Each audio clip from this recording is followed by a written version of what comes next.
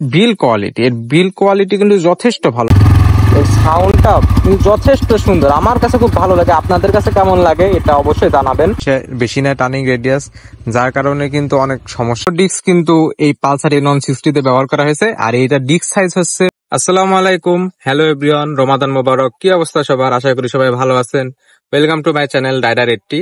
আমার পিছনে যে পালসার N160 দেখছেন, আজকে এই পালসার N160 নিয়ে আমরা খুঁটিনাটি কথা বলবো। যেমন সর্বপ্রথমে আমরা এই গাড়ির স্পেসিফিকেশন এবং এই গাড়ির ভালো মন্দ বিভিন্ন দিক নিয়ে আলোচনা করব। আর আমার পিছনে যেটা আছে এটা হচ্ছে Pulsar N160 FI ABS version. প্রথমে এটার ইঞ্জিন দিয়ে শুরু করি। এটা 164 সিসির single cylinder 4 stroke 2 valve oil cooled FI engine, এবং এটা ম্যাক্সিমাম পাওয়ার প্রডিউস করে 15.69 বিএসপি এবং ম্যাক্সিমাম টর্ক উৎপন্ন করে 15.65 নিউটন মিটার। তারপরে এতে ডুয়েল চ্যানেল ABS সিস্টেম ব্যবহার করা হয়েছে। আর বাংলাদেশে 160 সিসি সেগমেন্টের ভিতরে সবচেয়ে বড় ডিস্ক কিন্তু এই পালসার N160 তে ব্যবহার করা হয়েছে। আর এটা ডিস্ক সাইজ হচ্ছে 300 মিলিমিটার, সবচেয়ে বড় ডিস্ক কিন্তু এটা। আর পিছনে 230 মিলিমিটার একটা ডিস্ক ব্যবহার করা হয়েছে। এর গ্রাউন্ড ক্লিয়ারেন্স হচ্ছে 165 মিলিমিটার এবং এর সিট হাইট হচ্ছে 795 মিলিমিটার। এর সামনের চাকায় 100 সেকশনের টায়ার ব্যবহার করা হয়েছে এবং এর পিছনের চাকায় 130 সেকশনের টায়ার ব্যবহার করা হয়েছে। এবার এর মিটার কনসোল নিয়ে কথা বলি। এই বাইকের আরপিএম মিটার বাদে স্পিডোমিটার, ওডোমিটার সব মিটারই কিন্তু এখানে ডিজিটাল, এবং এখানে বিভিন্ন আর কি সিগন্যাল দেখা যায়, টাইম দেখা যায়, কত গিয়ারে গাড়ি আছে এইটা আছে। তারপরে যাবতীয় যত মানে অনেকগুলো ইনফরমেশন কিন্তু এর ভিতরে পাবেন আপনারা। এতে এলইডি প্রজেকশন হেডল্যাম্প ব্যবহার করা হয়েছে এবং এর ডিআরএল এবং টেল লাইটও কিন্তু এলইডি। আর শুধুমাত্র সিগন্যাল লাইট গুলাতে হ্যালোজেন ব্যবহার করা হয়েছে। আমার এখানে একটা কথা আছে, সেটা হচ্ছে বাংলাদেশে হাই রেঞ্জ বলেন মিড রেঞ্জ বলেন বেশিরভাগ বাইকেই কিন্তু ওই বাইরে থেকে এলইডি লাইট ইনস্টল করা লাগে, কিন্তু এই পালসার N160 তে কিন্তু বাইরে থেকে কোনো লাইট ইনস্টল করার প্রয়োজন নেই। যথেষ্ট পরিমাণে আলো দেয়, যা আপনার রাত্রে হাইওয়েতে চলাচল করতে খুবই সুবিধা দিবে। এতক্ষণ তো এই বাইকের স্পেসিফিকেশন নিয়ে টুকটাক কথা বললাম। এইবার এই বাইকের মূল যে পয়েন্ট ভালো মন্দ, এই দিকগুলা নিয়ে আলোচনা করব। এইবার প্রথমে মন্দ পয়েন্ট গুলা নিয়ে কথা বলি, তারপরে ভালো পয়েন্ট অনেক আছে, মন্দ পয়েন্ট বেশি একটা নাই। তো সে কারণে মন্দ পয়েন্ট নিয়ে কথা বলা শুরু করি। মন্দ পয়েন্টের প্রথমে যদি আসি, তাহলে সিট হাইট নিয়ে কথা বলবো। এটা সিট হাইট কিন্তু আমি আগে বলছি 795 মিলিমিটার। এখন যারা 5 ফুট 5 ইঞ্চি বা তার কম, তাদের ক্ষেত্রে কিন্তু এটা অনেক একটা প্যারার বিষয়। তাদের ক্ষেত্রে কন্ট্রোল করাটাও কিন্তু অনেক কঠিন হয়ে যাবে। কারণ কি, এইটা কিন্তু একটা অনেক ওয়েটফুল গাড়ি। কারণ এটা হচ্ছে 159 কেজি, যাতে আপনার এটা একটু কন্ট্রোল করা কিন্তু সিটি রাইডের ক্ষেত্রে সবচেয়ে বেশি কঠিন হবে কন্ট্রোল করা। কারণ ঠিকঠাক যদি মানে আপনি মাটিতে আপনার পা রাখতে না পারেন, তাহলে কিন্তু বাইক নিয়ে পড়ে যাওয়ার সম্ভাবনা খুব বেশি।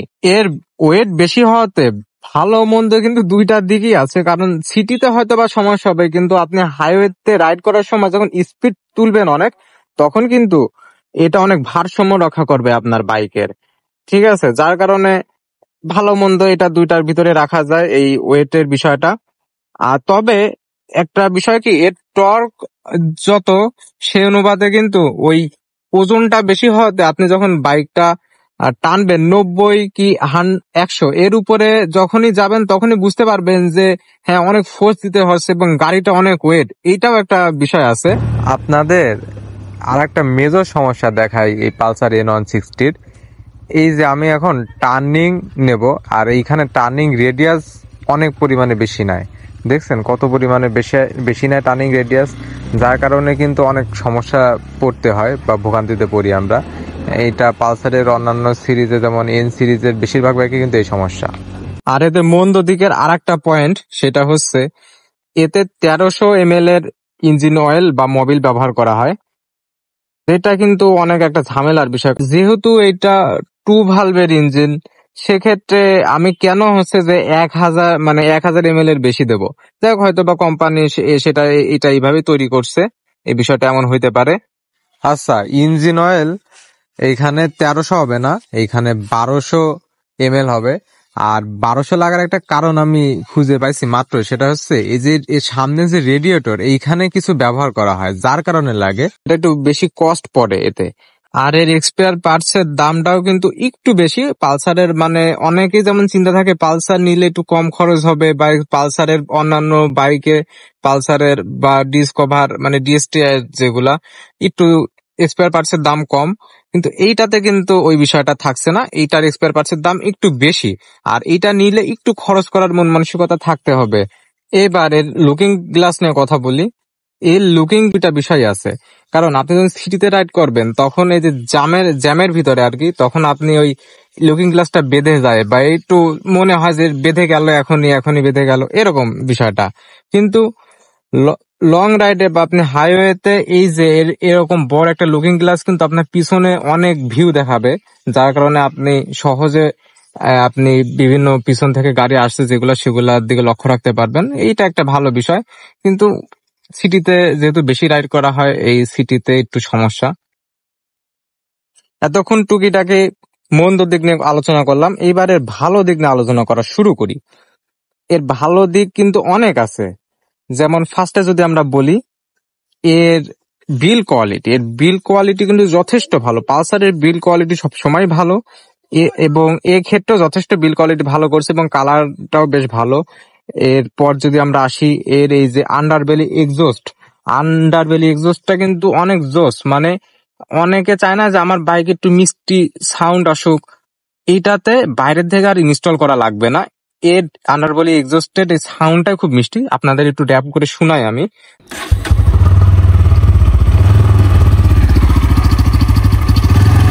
সাউন্ডটা যথেষ্ট সুন্দর, আমার কাছে খুব ভালো লাগে। আপনাদের কাছে কেমন লাগে এটা অবশ্যই জানাবেন। এর সাসপেনশন দুইটা কিন্তু বেশ ভালো। সামনে যে টেলিস্কোপিক সাসপেনশন, এটা কিন্তু বেশ মোটা এবং খুবই হার্ডি। আর পিছনে যে আপনার সাসপেনশন, এটাও কিন্তু যথেষ্ট ভালো এবং এর ফিডব্যাক কিন্তু খুবই ভালো। আর এর ব্রেকিং নিয়ে তো কথা আমি কি বলবো, মানে 160 সিসিতে যথেষ্ট ভালো ব্রেকিং, ডুয়েল চ্যানেল এবিএস, আরো আপনি ব্রেকিং সবসময় কনফিডেন্সলি এর ব্রেকিং করতে পারবেন বা ব্রেক প্রেস করতে পারবেন। এবার এর ক্লাসটা নিয়ে ছোট্ট করে একটু কথা বলি, সেটা হচ্ছে এমনিতে যে অ্যাসিস স্লিপার ক্লাস বিভিন্ন বাইকে ইউজ করা হয়, ওই বাইকে তো সবসময় সফট থাকে, কিন্তু এতে কিন্তু অ্যাসিস স্লিপার ক্লাস ব্যবহার করা হয় নাই, তারপরেও কিন্তু যথেষ্ট লেভেলের সফট একটা ক্লাস। আপনি মনে হবে না যে অ্যাসিস স্লিপার ক্লাস না, এটা এত সফট করছে, এটা ইউজ করে খুবই মজা পাবেন আপনারা। আর গিয়ার শিফটিংও কিন্তু খুব সুন্দর হয়, মানে কোনো হার্ড না, নরম আছে। এবার এই গাড়ির ভাইব্রেটের বিষয় নিয়ে কথা বলি। এই গাড়িতে তেমন একটা ভাইব্রেট নিয়ে সমস্যা হয় না, কিন্তু আপনি 100-র উপরে যখন তুলবেন তখন একটু ফিল হবে যে না গাড়িটা একটু ভাইব্রেট হচ্ছে। যেমন ধরেন আমি যে এখন র্যাপ করছি, তাতে কিন্তু তেমন একটা ভাইব্রেট আসছে না। নর্মাল যেরকম ভাইব্রেট আসে প্রত্যেকটা গাড়িতে, ঠিক তেমনই আমার কাছে তেমন একটা ভাইব্রেট ফিল হয় না। এখন অনেকের কাছে হইতে পারে। আর ইঞ্জিন হিটের বিষয়টা কিন্তু আমার মনে হয় যে একটু হাইওয়েতে গেলে যে কোনো বাইকই ইঞ্জিন হিট হয়। আর যেহেতু একটা অয়েল কুলড, সো সেই কারণে মানে এয়ার কুল থেকে অনেক ভালো পারফরমেন্স পাবে।